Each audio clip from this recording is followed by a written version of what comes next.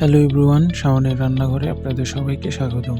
আমি আজকে বানাবো কাঁঠালের দানার নতুন স্টাইলের ভর্তা। দেখতে পাচ্ছেন কাঁঠালের দানাগুলো ক্লিন করে সিদ্ধ করে নিয়েছি। এখন আমি কাঁঠালের দানাগুলো ব্লেন্ড করে নিলাম। তারপর একটি কড়াইতে সাদা তেল দিয়ে তারপর দিয়ে দিলাম কিছু জিরে, তারপর দিয়ে দিলাম পেঁয়াজ এবং কাঁচামরিচ কুচি।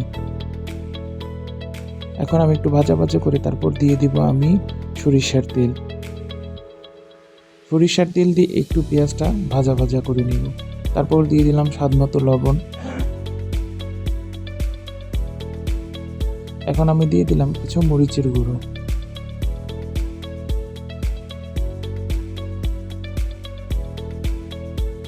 তারপর দিয়ে দিলাম সামান্য আদা এবং রসুনের পেস্ট। এখন আমি একটু কষিয়ে নিয়ে